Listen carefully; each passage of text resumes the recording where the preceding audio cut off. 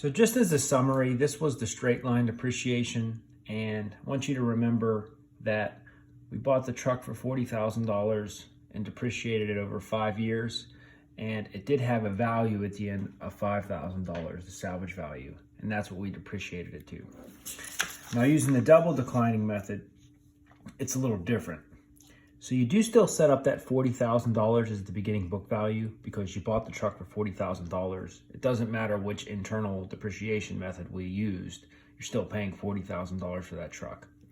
Although you don't subtract out the salvage value. So you have the beginning book value. And then as it relates to the straight line, it's a 5-year depreciation for both. However, this is double. So as opposed to it being 0.2, the depreciation rate is 0.4. Okay, so when you go through the 40,000 times the 0.4, you end up with 16,000. That is your accumulated depreciation. And you would reduce it by the book value to get 24,000. Now what's different is you bring that 24,000 over. You don't use the 35,000 as in the straight line. Okay. Your rate's still the same, and your rate's going to be the same for all the years.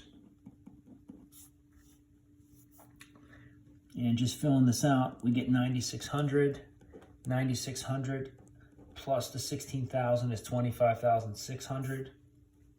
And then what we're doing here is we're taking this 24,000, okay, and we're subtracting it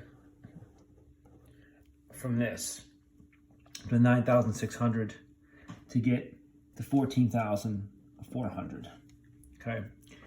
Also, you can always take the book value and subtract it by your accumulated depreciation. Okay, to get to your net, to get to your value each year. And this is what would sit on the balance sheet at the end of year 2. Okay. And as you can see, the reason why we're doing this is you're having more of a depreciation expense earlier on. So if you remember, depreciation expense goes straight to the income statement. And that's used to reduce your gross profit or to reduce your net income so that at the end, you're actually paying less taxes. So that's why a company would use one of these methods, is to depreciate their goods faster, depreciate their assets faster, so that they would have to pay less taxes early on.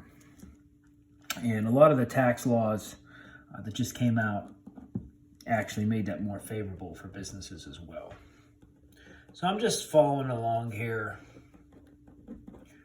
Okay, bringing 14,004 down, multiplying it by 0.4, getting the depreciation expense, adding it to the accumulated depreciation, and then taking that 14,400 and subtracting it from the 5,760. Continuing on year 4, take the 8,640, multiply it by 0.4. You get a depreciation expense of 3,456. Your accumulated depreciation is 34,816. And then that's your book value. Now what happens at the end is, since it's 5 years of depreciation, we bring that 5,184 over. But then if you remember, our ending book value was $5,000. Okay, because we had determined that at the beginning. So we just kind of forced that to $5,000. Well, when you force that to $5,000, you really can't do this calculation here. So what you have to do is you just have to make this $184. Take that same $184, add it to 34,816, and you get 35,000, which is the same amount of accumulated depreciation we had in the straight line. However, here,